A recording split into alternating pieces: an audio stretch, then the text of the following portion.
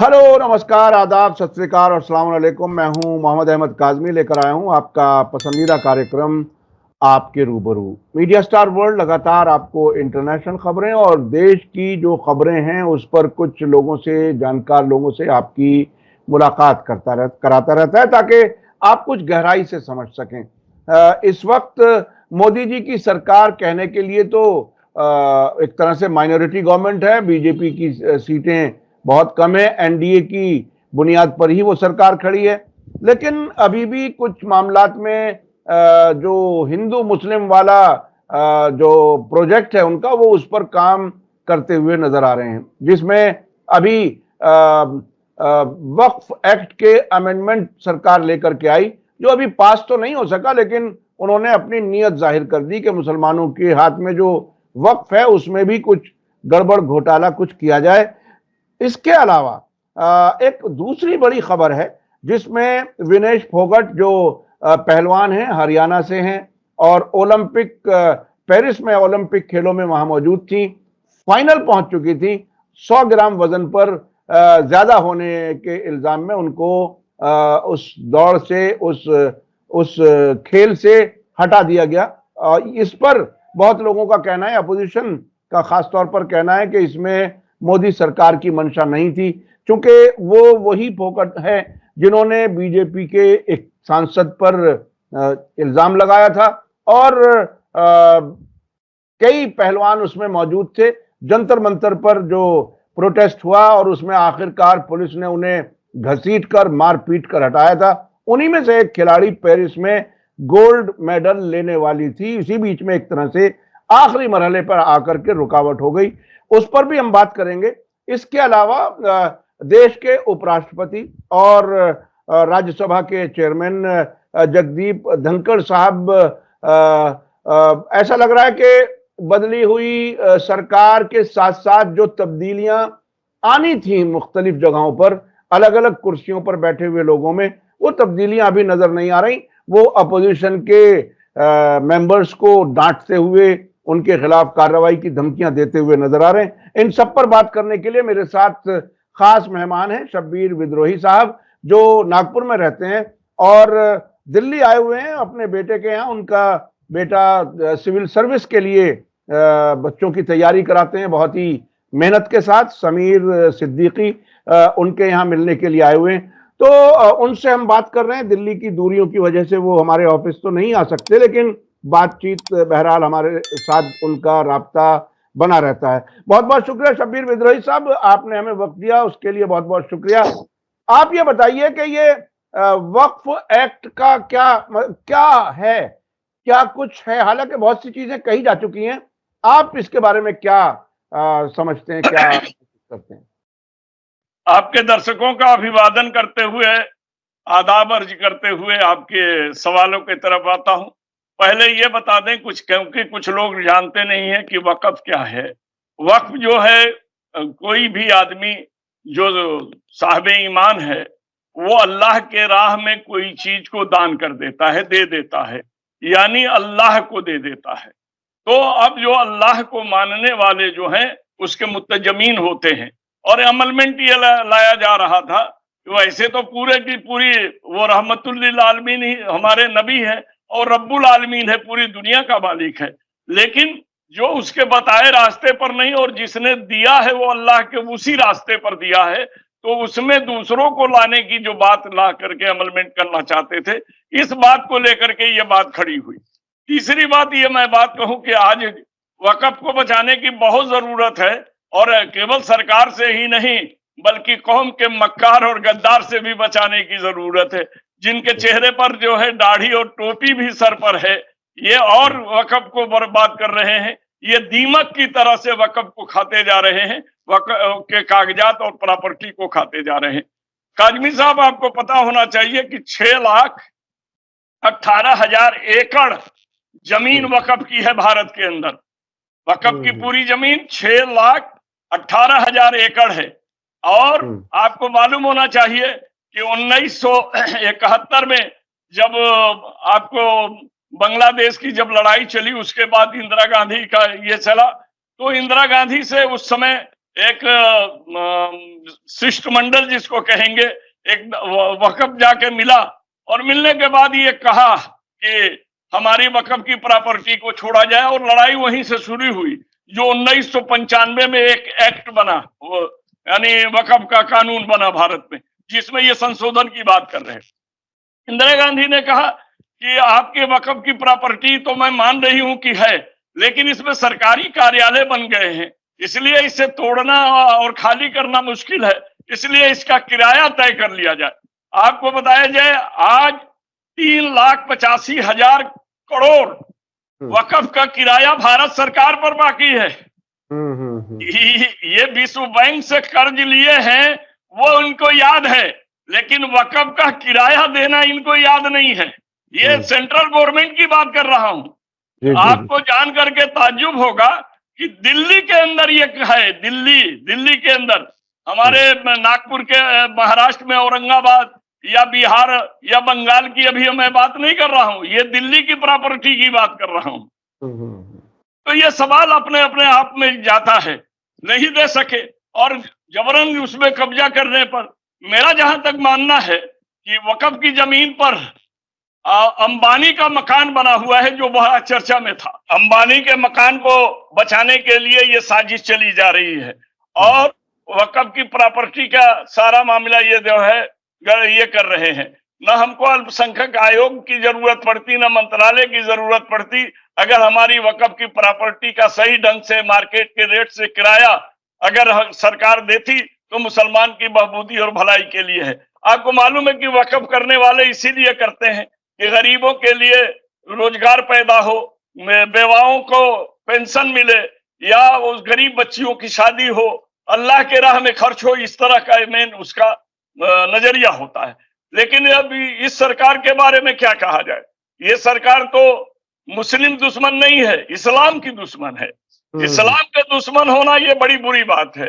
एक आदमी का दुश्मन होना एक अलग बात है, एक पॉलिसी का दुश्मन होना एक बड़ी बात है। तो मेरा ये मानना है कि इस सरकार के रहते तहफ्फुज की उम्मीद नहीं है, और मैं फिर दोबारा करूंगा कि मुसलमानों को बेदार हो करके अपनी वक्फ की प्रॉपर्टी को दोनों से बचाना पड़ेगा, सरकार से भी और कौम के गद्दार से भी। अच्छा, ये बताइए कि इसका कोई अभी तक कोई हल किसी तरह का बताया सरकार को मुसलमानों ने? कोई नहीं, कुछ भी हल नहीं है उसमें। ऐसा है कि ये भाजपा ने ये सोचा कि हम ये बिल ला लें, और बिल के जरिए हम अपनी एकता को भी, अपनी ताकत को भी साध लें, और मुस्लिम के विरोध में होने के कारण जहनियत जो बनी हुई है भारत में नफरत की, शायद ये बिल पास हो जाएगा, और जब ये बिल पास हो जाएगा तो बहुमत की सरकार हमारी हो जाएगी, ये मान ली जाएगी। क्योंकि इसने विश्वास मत नहीं लिया है,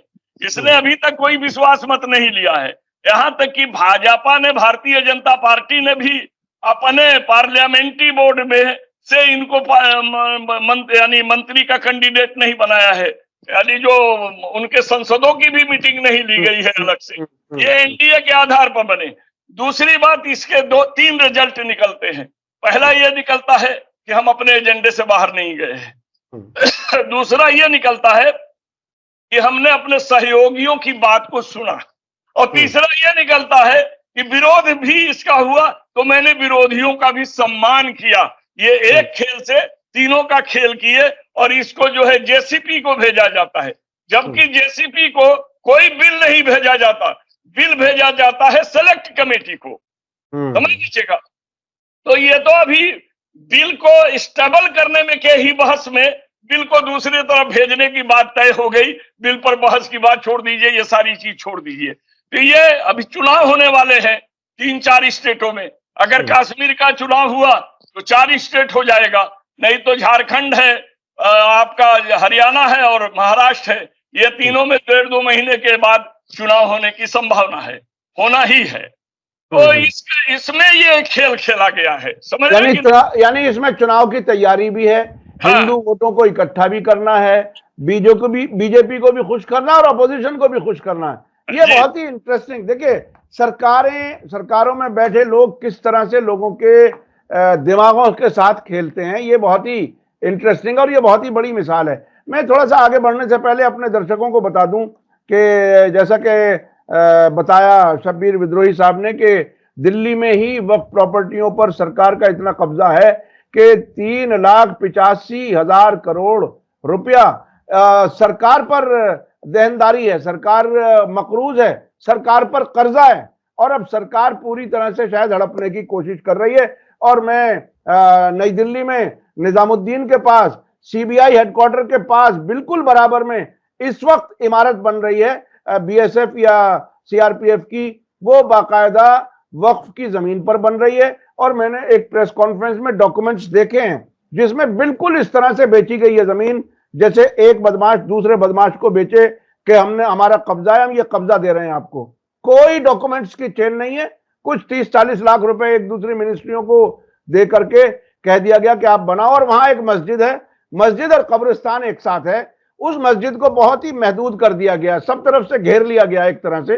और कुछ उसमें मुसलमान भी, जैसा कि आपने कहा कि सरकार से भी बचाने की जरूरत है और गद्दार मुसलमान से भी बचाने की जरूरत है। उसमें वहां गद्दार कुछ मुसलमान, एक आध वकील हैं, उन्होंने प्रोटेस्ट वगैरह किए शुरू में, बाद में ऐसा लगता है कि उन्होंने भी सरकार के साथ हाथ मिला लिया और खामोश हो गए। तो ये होता है वक्फ प्रॉपर्टियों का हशर जो हमारे सामने, अपनी आंखों के सामने हो रहा है। और नई दिल्ली की ये एक बहुत बड़ी मिसाल मैं दे रहा हूं। इसी तरह से कुछ और भी प्रॉपर्टियां बहुत सी हैं जो मिसाल के तौर पे बताई जा सकती हैं।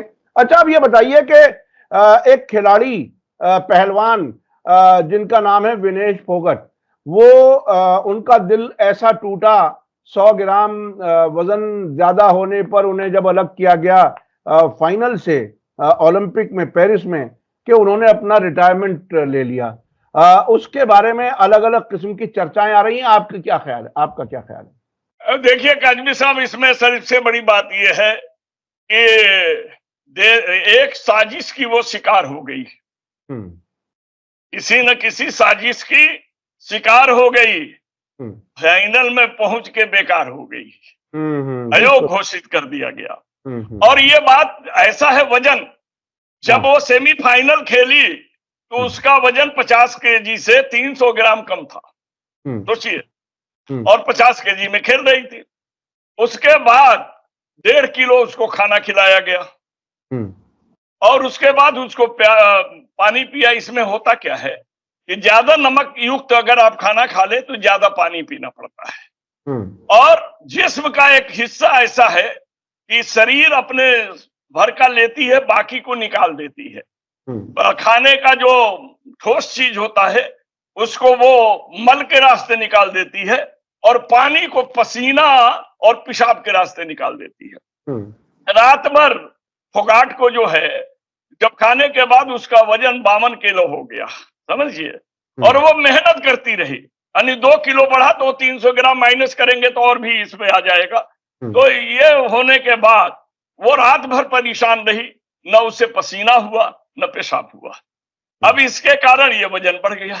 अब इसमें जो 6 पहलवानों की देख रेख के लिए भारत से 12 लोग गए थे सरकारी, जिसमें कोकिलाबेन हॉस्पिटल का सबसे बड़ा डॉक्टर, जिसको डीन कहेंगे, वो गया हुआ था।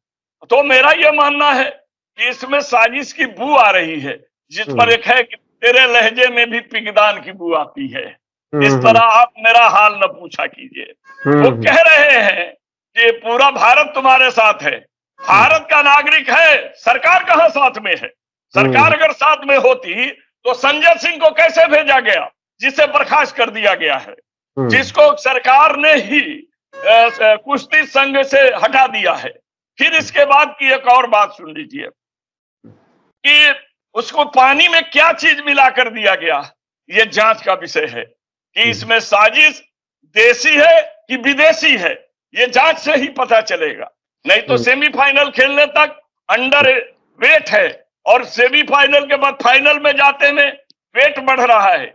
इसके अंदर एक बात दिखाई देती है, इसलिए कि अगर वो स्वर्ण पदक लेकर आती तो मोदी जी को उसका स्वागत करना पड़ता प्रधानमंत्री के नाते, और जब वो स्वागत करते तो जनता में मैसेज जाता है कि मोदी जी जब ये न्याय की मांग कर रही थी तो तुम्हारी पुलिस ने खसीटा और पीटा, और आज मेडल लेकर आई तो तुम स्वागत कर रहे हो, तुम्हें देश की महिलाओं से कोई मतलब नहीं है, तुम्हें तो देश में मेडल से मतलब है। तुम मेडल के लिए आगे की और मेडल लाने वाली पर जुल्म हुआ तो तुम कुछ नहीं बोले। हो सकता है कि इसीलिए ना मेडल लाए ना मैं स्वागत को जाऊं ना इस तरह की घटना पैदा हो। ये भी यानी मोदी मोदी मोदी जी को एम्बेरसमेंट से बचाने के लिए ये ऐसा हो सकता है, ये ऐसी साजिश नजर आ रही है, इसकी जांच होनी चाहिए। तो ये जांच वाकई बहुत ही इंपॉर्टेंट बात है। और जिस तरह से उसका दिल टूटा, उसने बाकायदा रिटायरमेंट का ऐलान कर दिया, ये बहुत ही अफसोसनाक है। ना मालूम अब इसके बाद वो कितने मेडल और ला सकती थी देश के लिए। यानी देश का सम्मान बढ़ाने वाले पहलवान को जो है वो ऐसे डिस्करेज किया गया, और उसकी जांच बहुत ही जरूरी है। मैं समझता हूं देश के लोग इसके लिए जरूर कर देंगे, जांच की घोषणा करेंगे, लेकिन जब सबूत नष्ट हो जाएंगे तब करेंगे। उसी दिन कर देना चाहिए, एक कमेटी बना करके जांच करा देनी चाहिए। लेकिन तो आज तक उन्होंने जांच की कोई घोषणा नहीं किया। अपील किया है कि इसको सिल्वर वो तगमा दे दिया जाए, मेडल दे दिया जाए। और उसका जो है आज उस अपील पर आज सुनवाई है, देखिए क्या होता है। हाँ, लेकिन बहरहाल उसका जो दिल टूटा, जिस तरह से उसको बाहर किया गया, वो बहुत ही अफसोसनाक है। उसने जाने से पहले ट्वीट किया था। उसने ट्वीट में कहा था कि मैं जा तो रही हूं लेकिन हम इनके साजिश के शिकार होंगे, ये हमें बहुत सताएंगे, इस तरह का उसने ट्वीट भी किया था। अच्छा, उसको शक था पहले से ही अपने सरकार पर, अपने लोगों पर उसे भरोसा नहीं था। ये बहुत जो उस पर जुल्म कर रहे थे वही उस खेल के निगरान बन करके गए, तो उसको होगा नहीं शक होगा। जाहिर है उसका शक बिल्कुल जायज था, उसका शक। अच्छा, ये अभी जिस तरह से लोकसभा और राज्यसभा चल रही है, जिसमें मोदी जी पसीने पोंछते हुए नजर आ रहे हैं, और ये राहुल गांधी अक्सर ऐसा लग रहा है कि मोदी जी के साथ छेड़छाड़ कर रहे हैं बार बार, और राज्यसभा में भी बड़े अजीब अजीब किस्म के सीन नजर आ रहे हैं। हमारे उपराष्ट्रपति जी को गुस्सा बहुत जल्दी आ रहा है। क्या कुछ है, किस तरह से ये मतलब लोकतंत्र किस तरह से चल पाएगा जब राज्यसभा और लोकसभा के जो स्पीकर्स हैं वो ईमानदारी से सबके साथ बराबरी का व्यवहार नहीं करेंगे? क्या कुछ लग रहा है आपको, क्या होने वाला है?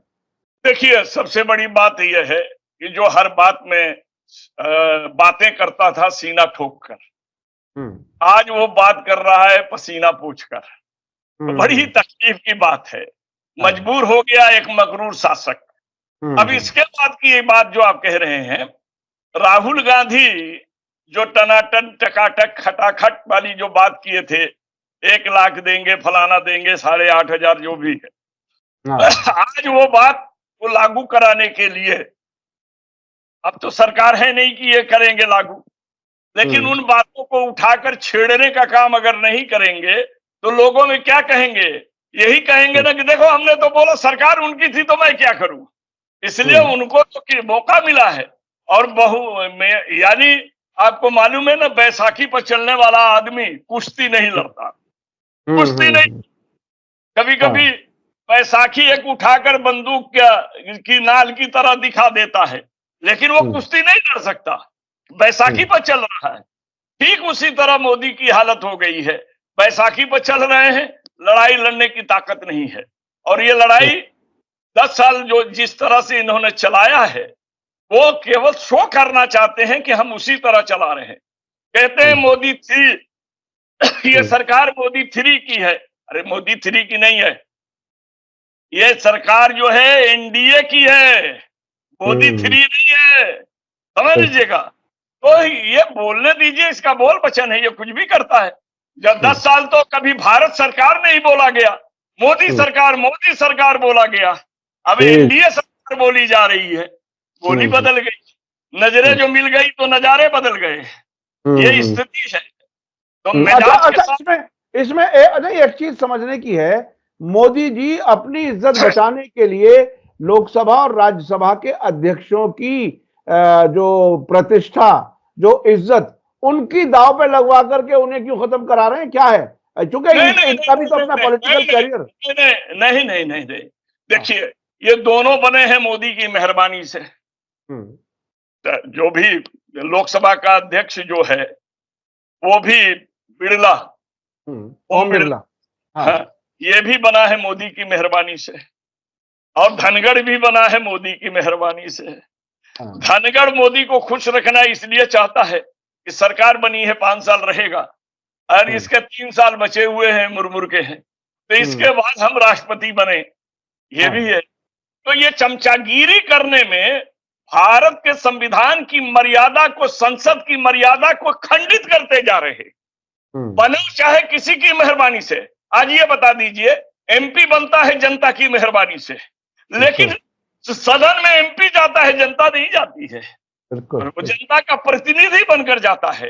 तो तुम जब अध्यक्ष के पद पर हो, चेयरमैन के पद पर हो, तो तुम्हें निष्पक्ष दिखना भी चाहिए, रहना भी चाहिए, कहना भी चाहिए, लेकिन तुम निष्पक्ष नहीं हो, तुम तो चाटुकार बन गए हो। और यही नहीं, सवाल की अनुमति देना ही इनका कार्य नहीं है। ये आज सवाल की अनुमति देने के बजाय ये सवाल का जवाब दे रहे हैं। ये मंत्रियों से जवाब लेने के बजाय खुद सवाल उठाने वाले पर क्रिटिसाइज कर रहे हैं, झंझट खड़ा कर रहे हैं। आपको क्या बताया जाए, धनगर जो है, जो बगैर रजिस्टर्ड संस्था है आरएसएस, उसके बचाव की बात करता है, उसकी तारीफ करता है। ये क्या उपराष्ट्रपति का काम है? भारत को चलाने के लिए संविधान के रक्षक के रूप में राष्ट्रपति और उपराष्ट्रपति होते हैं। ये 2 नंबर का आदमी है, यानी पहला राष्ट्रपति और दूसरा व्यक्ति उपराष्ट्रपति। लेकिन इन्हें देख लीजिए, सदन के अंदर सबसे बड़ा जो है अध्यक्ष होता है, प्रधानमंत्री को भी उसको मुखातिब होकर बात करनी पड़ती है। उस बिल्डिंग के अंदर आप सर्वोपरि हैं, लेकिन वहां ये गुलाम बन करके अगर काम करेंगे तो निष्पक्षता कहां से रहेगी? अब तो गुंडे मवाली वाली बात आ गई है, अभी से नहीं, मोदी के राज से शुरू हुआ था। विधूड़ी ने दानिश अली को किस तरह से बोला, वो गुंडे मवाली बोलते हैं। अभी जो इसने बोला, क्या नाम है, ठाकुर ने, आपने देखा उसने क्या बोला, जिसकी जात का पता नहीं है वो जाति गणना कराने जा रहे हैं। जाति का पता नहीं मतलब बेला जाति वाला, यानी नाजायज औलाद वाली बात आती है। ये एक तरह से गाली है। बिल्कुल बिल्कुल। और उस बात का समर्थन करते हैं देश के प्रधानमंत्री। ये कितनी गिरी बात है, कितनी गिरी। तो अब तो ये लग रहा है कि गांव के पाल अभी बेहतर हैं देश के बड़ी पंचायत पार्लियामेंट से, क्योंकि वहां जिस तरह भाषा का प्रयोग हो रहा है, अभी गांव खेड़े की पंचायत में उस भाषा का प्रयोग नहीं हो रहा है। और ये बहुत बड़ी। और आजमी साहब, ये देखिए, जो अल्लामा इकबाल ने कहा था कि न समझोगे तो मिट जाओगे हिंदुस्तान वालों, तुम्हारी दास्तान तक होगी नहीं दास्तानों में। याद कर लीजिए, नहीं अगर समझे, नहीं सोचे। आज पड़ोसी देशों की हालत देखिए, जो चीज श्रीलंका और बांग्लादेश में हो रहा है, ऐसी घटना अगर भारत में घट जाए तो आप अचरज में मत आइएगा, ताज्जुब मत कीजिएगा, क्योंकि जब शासक तानाशाह हो जाता है तो जनता के सामने दूसरा विकल्प नहीं रह जाता है। और ये हालत है, अल्पमत में रहते हुए भी तानाशाही के बल पर बहुमत की सरकार बनाने का काम किया है। आप बता दीजिए। जी, बहुत बहुत शुक्रिया शब्बीर विद्रोही साहब। देखिए, मैं अपने दर्शकों को बता दूं कि बांग्लादेश का और श्रीलंका का जो जिक्र किया, श्रीलंका में बाकायदा राष्ट्रपति के घर में भीड़ घुस गई और उसको भागना पड़ा। इसी तरह से बांग्लादेश से प्राइम मिनिस्टर, जो हमारी भारत के मोदी जी की काफी चहेती थी, उन्हें वहां से भागना पड़ा। और ताजा खबर यह है कि वहां के चीफ जस्टिस को और 5 और जजों को भी स्टूडेंट्स की डिमांड पर प्रोटेस्ट के नतीजे में इस्तीफा देना पड़ा है। तो ये बड़ी घटनाएं हमारे पड़ोस में हो रही हैं। अगर तानाशाही यहां भी हो तो जनता कुछ भी कर सकती है, और जनता की जो ताकत होती है, अगर वो मैदान में आ जाए तो वो बहुत बड़ी तब्दीली ला सकती है। बहुत बहुत शुक्रिया शब्बीर विद्रोही साहब, आपने हमें वक्त दिया, इसके लिए बहुत बहुत शुक्रिया। इसी के साथ मुझे दीजिए इजाजत। धन्यवाद, शुक्रिया, जय भारत, जय हिंद। मीडिया स्टार वर्ल्ड के और वीडियो देखने के लिए हमारे चैनल को सब्सक्राइब करें और सीधे नोटिफिकेशन पाने के लिए बेल आइकन दबाएं। और अगर हमारी खबर सच्ची और अच्छी लगे तो अपने व्हाट्सएप, इंस्टाग्राम, फेसबुक और ट्विटर अकाउंट पर जरूर शेयर करें।